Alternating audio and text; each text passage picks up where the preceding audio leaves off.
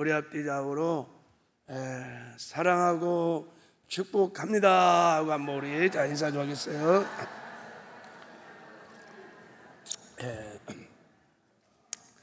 9월달도 예수님이 우리의 삶의 주인 되심을 고백하며 첫날 첫 시간 이렇게 하나님께 드리는 여러분들을 하나님이 특별히 사랑하십니다. 큰 은혜가 있기를 주님의 이름으로 축복합니다. 9월달은 잃어버린 영혼 찾기의 달입니다. 할렐루야. 그래서 우리 교회는 이제 현수막을 좀 보세요. 이제 9월부터 본격적으로 샬롬 축복 전도 대행진을 이제 시작하려고 합니다. 제가 생각하기에 하나님께서 24시간 365일 12달을 다 기뻐하시겠지만 특별히 9월달을 하나님이 아주 많이 기뻐하실 것 같아요. 왜 그럴까요? 누가복음 15장에 보면 하나님이 무엇 때문에 기뻐하는지 하나님의 마음이 나와 있어요. 하나님은 죄인 한 사람이 회개하고 잃어버린 영혼이 한 사람이 돌아오면 하늘에서는 회개할 것 없는 의인 99명이 기뻐하는 것보다 더 훨씬 기뻐하고 박춤 치신다는 거예요. 그래서 잃어버린 영혼들이 하나님께 돌아올 때 하나님이 그렇게 기뻐하신 하나님의 관심이 하나님의 마음이 잃어버린 영혼에 있다는 거예요. 그래서 하나님이 9월달 교회가 향한 잃어버린 영혼들을 전도하기 위해서 막 집중 우리 전도를 할 텐데 9월달을 특별히 기뻐하실 줄 믿습니다. 그런데 이제 문제는 하나님은 이렇게 기뻐 춤추실 것 같은데 정작 전도를 할 저와 여러분들은 별로 좀 안 기쁜 것 같아요. 그죠? 이제 우리 전도합시다 그러면 막 할렐루야 아멘 하고 막 나오는 성도들이 별로 없어요. 저도 이해가 갑니다. 좀 부담이 있죠. 그죠? 전도에 대한 두려움도 있고 전도 설교를 하는 저에게도 그런 부담들이 있습니다. 9월달 전체 이 영혼추 사역을 추진하는 저에게도 그런 부담이 있어요. 사람들 말하잖아요. 목사님 지금은 전도할 때가 아닙니다. 기독교에 대해서 얼마나 부정적인지 모릅니다. 전도 대주 안 받아요. 요즘은요. 막 이런 얘기 저런 얘기 이런 상황을 보면 진짜 부담되죠. 그죠? 전도하다가 거절당하고 창피당하고 뭐 이런 생각 저런 생각 때문에 두려움들이 막 이렇게 밀려옵니다. 그래서 우리가 전도를 해서 하나님을 기뻐 춤추게 하려면은 꼭 먼저 우리가 구할 것이 있습니다. 그렇기 때문에 그게 뭐냐면 영혼을 불쌍히 여기시는 하나님의 마음을 구해야 합니다. 할렐루야. 영혼을 긍휼히 여기시는 하나님의 마음을 구하면 됩니다. 우리에게 영혼을 사랑하시는 영혼을 정말 불쌍히 여기시는 하나님 마음이 막 부어지면 첫 번째 전도에 대한 두려움들이 사라집니다. 여러분. 그리고 영혼이 보이기 시작합니다. 영혼이 보여요. 그리고 그 영혼을 위해서 기도할 수 있고 찾아가서 사랑으로 섬기기 시작하고 그리고 복음도 전하게 됩니다. 그리고 그렇게 영혼을 뜨겁게 사랑하는 그런 긍휼히 여기는 마음을 가진 우리 전도자를 통하여 성령께서 역사하십니다. 복음은 사랑이고요. 하나님의 사랑이. 그래서 긍휼히 여기는 사람을 통하여 이 복음이 이 사랑이 이 은혜가 흘러가서 그들이 죽기로 돌아오는 구원의 역사가 일어나는 것입니다. 그래서 전도는 영혼을 불쌍히 여기는 하나님 마음을 가진 자가 잘하는 거예요. 최고 잘할 수 있습니다. 그럼 어떻게 해야 우리가 영혼을 불쌍히 여기는 주님의 마음을 가진 정말 행복한 전도자가 될 수 있을까?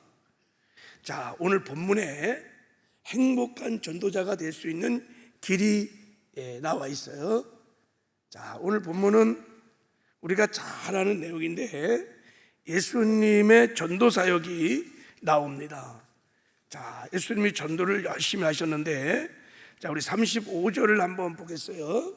자, 35절 한번 같이 읽어봐요. 시작. 예수께서 모든 도시와 마을에 두루 다니사 그들이 회당에서 가르치시며 천국 복음을 전파하시며 모든 병과 모든 약한 것을 고치시느라. 예수님은 지상 사역 중에 세 가지를 하셨어요. 첫 번째는 회당에서 가르치셨어. 설교, 말씀으로 훈련하는 티칭을 하셨고, 천국 복음을 전파하셨어요. 전도하셨다는 거예요. 그리고 모든 병과 모든 약한 것을 고치셨어요. 힐링, 치유 사역을 예수님이 하셨습니다. 자, 여기 보면 모든 도시와 모든 마을을 찾아가서 죽어가는 사람들에게 복음을 전해서 영혼을 살리는 사역을 한 거예요. 하여간 모든 도시를 두루 다 다니셨다는 거예요. 샅샅이 다 영혼을 찾으셨다는 거예요.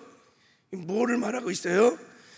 예수님의 전도에 대한 열정을 보여주고 있는 줄 믿습니다.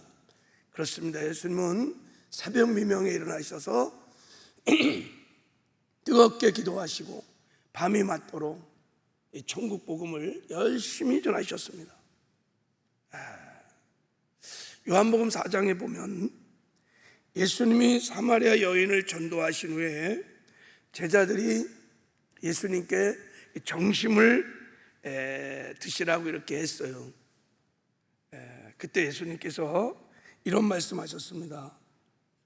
나에게는 너희가 모르는 먹을 양식이 있다, 이렇게 말씀하시면서 그것은 나를 보내신 아버지의 뜻을 행하는 것이다, 그렇게 말했어요. 그러니까 아버지 뜻을 행하는 게 예수님은 그게 양식이래요. 양식. 그래서 나는 배가 부르지 배가 고프지 않다, 배가 부르다, 이런 말이에요. 이게 무슨 뜻입니까? 아버지의 뜻이 뭡니까? 영혼 살리는 거예요. 전도하는 거예요. 이게 나의 양식이라는 거예요. 이게 나의 기쁨이라는 거예요. 예수님의 이 땅의 지상 사역의 존재 이유, 사역의 목표는 영혼을 살리는 데 있었습니다. 그래서 예수님은 이 세상에서 나는 전도하러 오셨다고 말씀을 하신 거예요. 사실 예수님이 이 지상의 최고의 추수 일꾼이었습니다. 전도왕이죠. 전도왕. 어떻게 이렇게 예수님이 이렇게 열정적으로 구령의 열정을 가지고 이렇게 열심히 영혼을 살리는 사역을 할 수 있었을까? 이게 참 궁금해요. 그죠? 그것은 자, 우리 36절 말씀에 그 답이 나와 있어요. 자, 한번 읽어보겠습니다. 시작. 무리를 보시고 불쌍히 여기시니 이는 그들이 목자 없는 양과 같이 고생하며 기진함이라. 무리를 보시고 불쌍히 여기셨다. 그러니까 예수님 마음 안에 영혼을 바라보는, 영혼을 불쌍히 여기는 마음이 막 불같이 막 일어났다는 거예요. 그들의 영혼을 바라보기만 하면 이 불쌍히 여기는 마음 때문에 전도를 하지 않고는 견딜 수 없는 긍휼한 마음이 막 올라왔기 때문에, 그래서 모든 도시, 모든 마을을 두루 다니시면서 전도를 하셨다는 것입니다. 영혼을 불쌍히 여기는 이 마음이 예수님이 전도를 하게 하는 동력이었습니다. 힘이었어요. 이 마음이 누구의 마음일까요? 하나님 아버지의 마음입니다. 하나님이 세상을 이처럼 사랑하사 독생자를 주셨으니 저를 믿는 자마다 멸망치 않고 영생을 얻게 하려 하심이라. 당신의 독생자를 십자가에 죽이는 고통으로 영혼을 불쌍히 여기시는 하나님의 마음이 예수님에게 있었던 것입니다. 그래서 예수님이 하늘 보좌를 다 버리시고 사람이 되어서 이 땅에 오신 것입니다.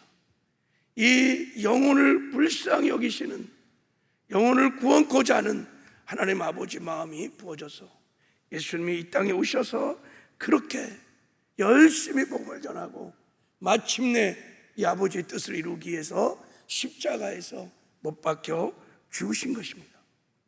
예수님이 이렇게 뜨겁게 사역하셨던 그 동력은 하나님 아버지의 마음인 거예요. 불쌍히 여기는 마음. 말씀드렸죠. 이 불쌍히 여기는 마음이 스플랑크니조마이라 그랬죠. 창자가 끊어지는 고통으로 불쌍히 여기는 것입니다. 이 마음이 부어지면 전도는 되어집니다. 할렐루야. 그래서 우리가 전도를 할 때 기도해야 됩니다. 하나님, 나에게 이 영혼을 사랑하는 하나님 아버지의 마음을 부어 주시옵소서. 할렐루야. 그러면 눈이 열려요. 영혼이 보여요. 그리고 복음을 전할 수 있습니다. 전에 제가 예심 전도 수련회를 갔는데 그 예심 선교회 대표가 김기남 목사님이십니다. 이분은 전도에 미치신 분이에요. 전도에 목숨을 거신 분인데 평신도 때 하나님께 그렇게 부르심을 받았대요. 그래갖고 평신 때 계속해서 그냥 매일같이 전도를 하셨대요. 그래갖고 막 전도를 하다가 현장에서 하나님 주신 지혜로 그 예심 전도지, 주옥 같은 전도지를 다 만들어서 전국적으로 전국의 교회들을 섬기고 있는 아주 이 시대가 낳은 전도자시죠. 그냥 삶이 그분은 전도였어요. 예수 믿고부터 그렇게 이분이 큰 그 전도 사역을 앞두고 충격적인 일이 일어났어요. 그게 뭐냐면 사모님이 갑자기 돌아가신 거예요. 갑자기 젊은 사모님이 갑자기 돌아가셨어요. 엄청난 충격이었죠. 그래서 이 사모님은 김기남 목사님에게 정말 소중한 영혼이죠. 너무너무 사랑하시고 귀한 영혼이어서 갑자기 그냥 화장실에서 이렇게 쓰러지셔갖고 그냥 가셨대요. 그래서 김기남 목사님이 사모님이 소천하신 다음날 새벽에 하나님께 나갔대요. 하나님, 물어봐야 되잖아요. 그죠? 하나님, 이게 어떻게 된 것입니까? 하나님은 언제나 선하신데 하나님의 뜻이 무엇입니까? 이렇게 기도하는데 이런 감동이 오셨대요. 한 영혼이 얼마나 귀한 줄 아느냐. 전도 사역을 하면서 한 영혼을 불쌍히 여기는 마음 없이는 이 사역을 할 수 없단다라는 감동이 이렇게 막 오는데, 그 감동이 오는 순간에 그 목사님을 죄에서 구원하기 위해서 독생자를 십자가에 못 박으시는 하나님 아버지의 마음이 확 이렇게 막 자기에게 밀려왔다는 거예요. 영혼들을 사랑하셔서 당신의 아들을 죽이시는 그 하나님의 마음이 막 밀려왔다는 거예요, 자기에게. 그래서 그 소중한 사모님을 천국을 보내시면서 한 영혼을 불쌍히 여기신 하나님 마음을 이제는 머리로 지식으로 아는 것이 아니라 온 마음으로 온 몸으로 체험하게 되었다라고 고백을 하시더라고요.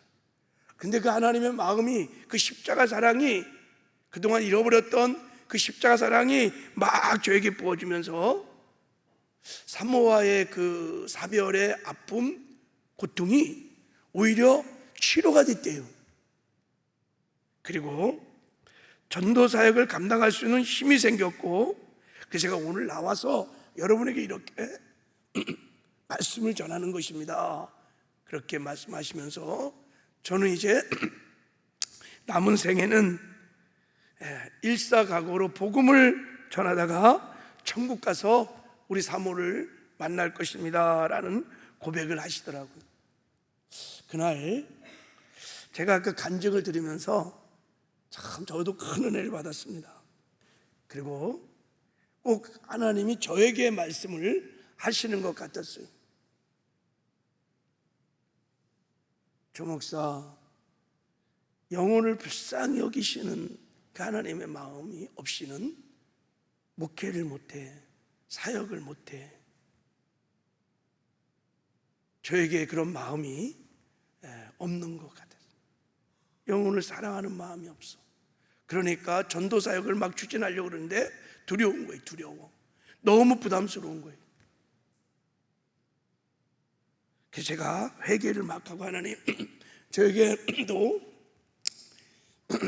아버지의 마음을 부어주세요. 아버지의 눈물을 저에게 주세요. 제게 그런 마음이 없습니다. 저를 불쌍히 여달라고 막 회개하면서 막 기도를 했거든요. 그날 진짜 하나님이 그런 은혜가 막 저에게 임하면서 저에게 있었던 염려나 두려움들이 많이 사라지고 새로운 소망이 막 생겼어요.